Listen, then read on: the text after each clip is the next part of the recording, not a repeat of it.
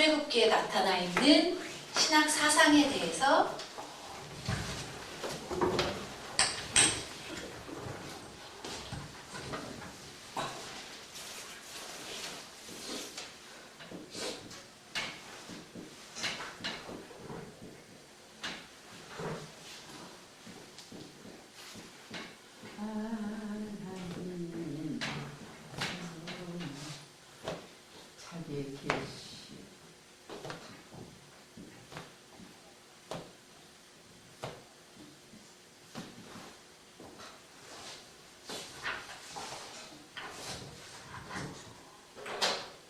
첫 번째로는 하나님의 자기 계시를 우리가 찾을 수 있어요. 자기 계시라는 건 뭐예요? 하나님이 스스로를 나타내셨다는 거거든요. 이스라엘 백성한테. 우리 출애굽기 3장 14절 찾겠습니다.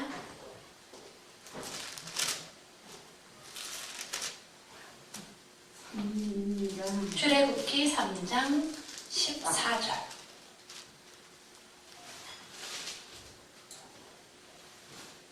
13절부터 읽을게요. 3장 13절부터 14절까지. 시작. 모세가 하나님께 고하되 내가 이스라엘 자손에게 가서 이르기를 너희 조상의 하나님이 나를 너희에게 보내셨다 하면 그들이 내게 묻기를 그의 이름이 무엇이냐 하리니 내가 무엇이라고 그들에게 말하리이까. 하나님이 모세에게 이르시되 나는 스스로 있는 자니라. 또 이르시되 너는 이스라엘 자손에게 이같이 이르기를 스스로 있는 자가 나를 너희에게 보내셨다 하라. 아멘. 스스로 있는 자니라.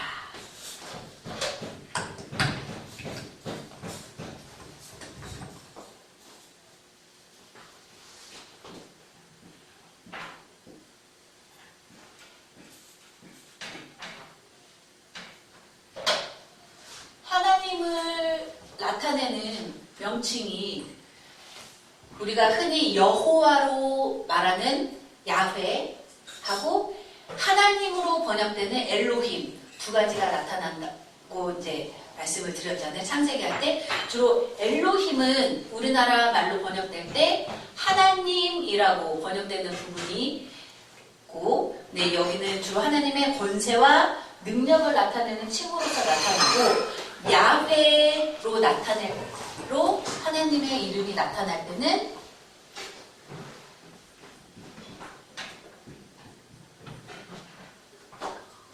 언약과 관련돼서 하나님을 말할 때 야훼, 우리나라 한글 성경으로는 여호와라는 이제 이름을 붙인다는 거죠. 여기서 중요한 것이 3장 14절에 하나님이 모세에게 이르시되 나는 스스로 있는 자니라. 이게 영어 번역으로는 I am who I am 이라고 번역이 되거든요. 그냥 존재하시는 분인 거예요. 우리가 창세기 1장 1절 태초에 하나님이 천지를 창조하시니라. 1장 1절 9절에 대해서 말씀드릴 때도 말씀을 이제 드린 것 같은데 이미 하나님은 이 천지 만물을 창조하시기 전부터 존재하셨던 분이라는 걸 우리가 그 구절에서 알 수 있다는 거잖아요. 선제성. 그리고 하나님은 누가 만들어서 뭐 부처처럼 이렇게 목각으로 해서 만들어진 신이 아니라 스스로 존재하시는 분이라는 거예요. 이 여호와 야훼로 번역되는 이 단어가 비동사, 히브리어의 비동사, 존재동사라고 하는데 하야에서 왔다고 얘기를 하거든요. 비하면 이다 라는 뜻이잖아요. 그렇죠? 영어에서도 is 하면 이다. 그냥 존재. 야훼.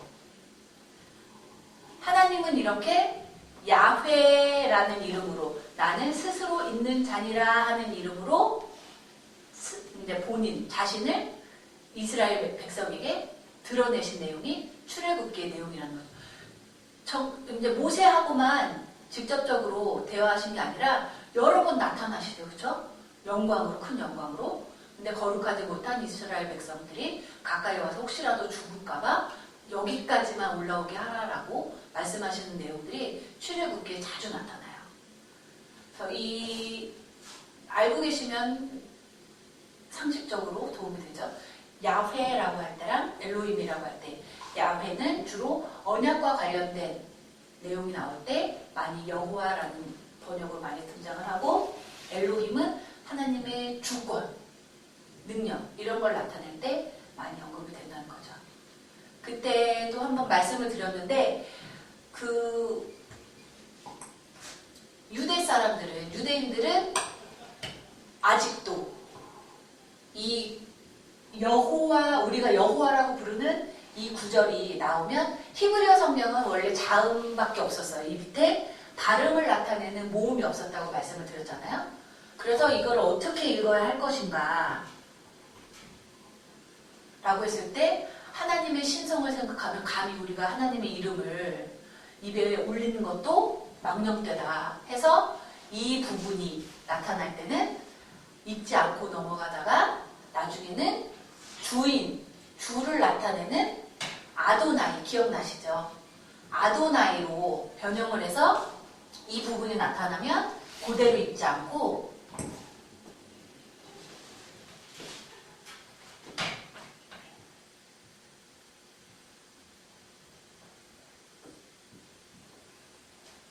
아도나이로 주라고 읽고 넘어가기도 했는데 이제 헬라어 성경이 번역이 되면서 이걸 그래도 읽을 수 있어야 되지 않냐. 그래야 강독을 하고 사람들에게 말씀을 전할 것이 아니냐 해가지고 아도나이의 발음을 여기다가 대입을 해서 읽기 시작했는데 그 발음이 야훼라는 거예요. 근데 아직도 아도나이로 읽는데요.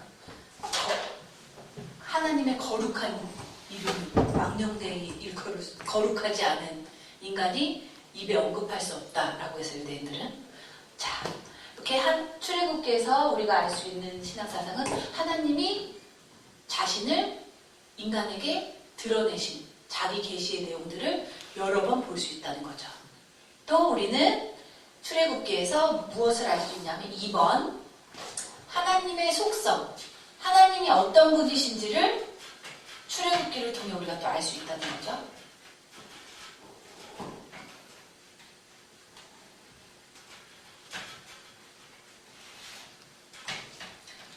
하나님은 어떤 분이신가요?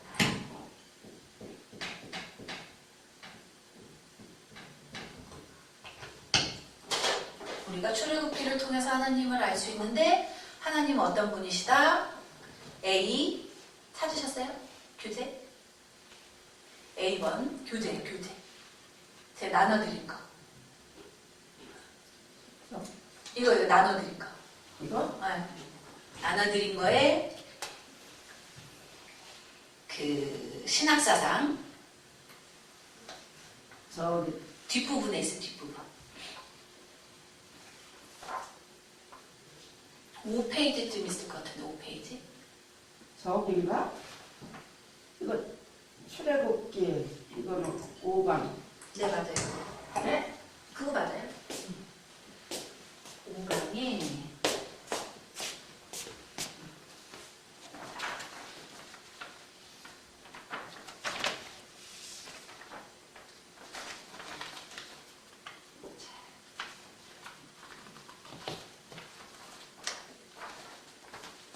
글씨를 작아가지고 좀 그렇죠. 보시기가. 하나님은 어떤 분이신지 하나님의 속성에 대해서 우리가 알 수 있는데 첫 번째로 같이 읽을까요? 시작. 하나님은 이전에 맺은 언약을 기억하시는 분이시다. 인간이 잊어버려도 하나님은 기억하시는 분이고 두 번째 심판과 구원의 하나님이시다 라는 것을 우리가 출애굽기를 통해서 알 수가 있는 거죠. 우리 12장 27절 한번 읽겠습니다. 출애굽기 12장? 네, 출애굽기 12장 27절.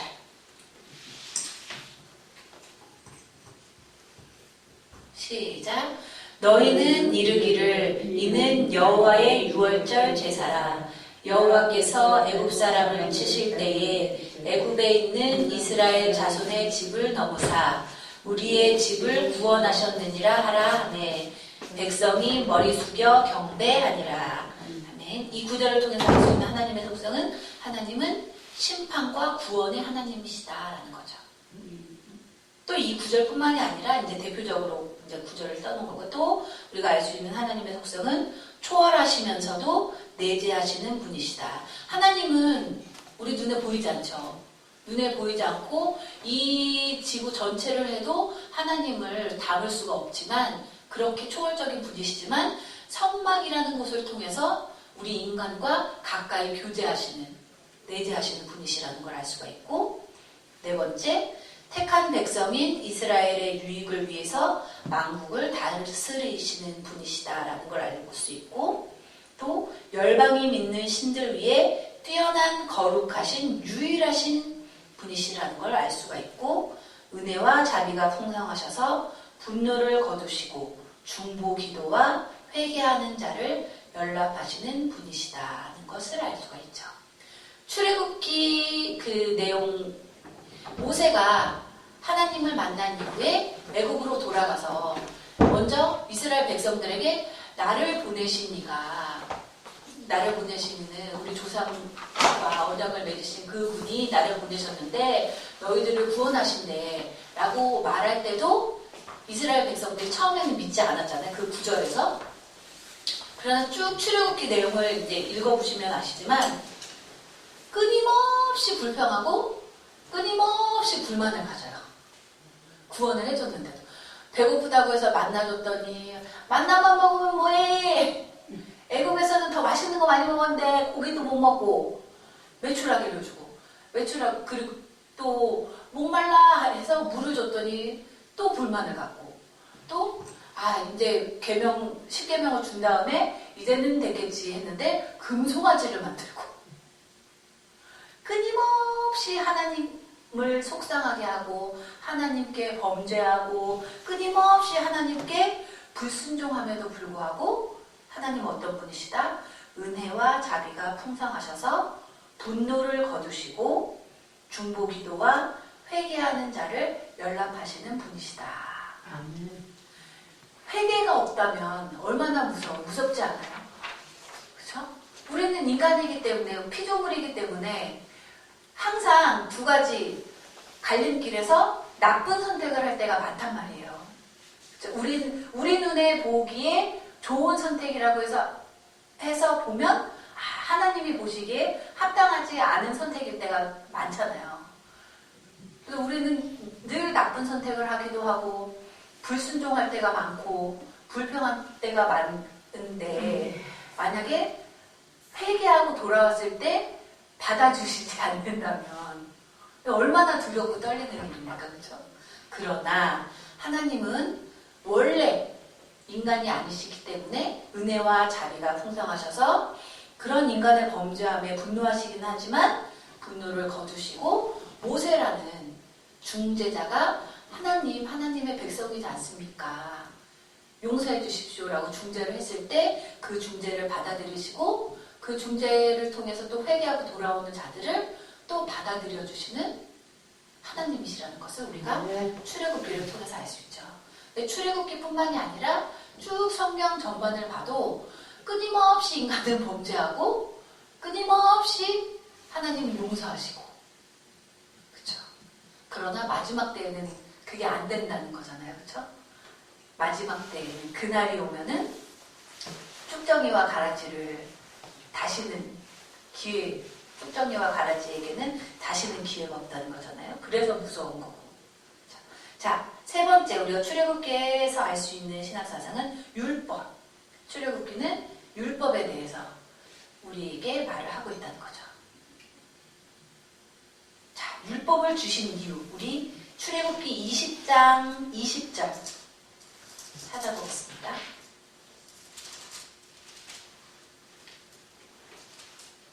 출애굽기 20장 20절.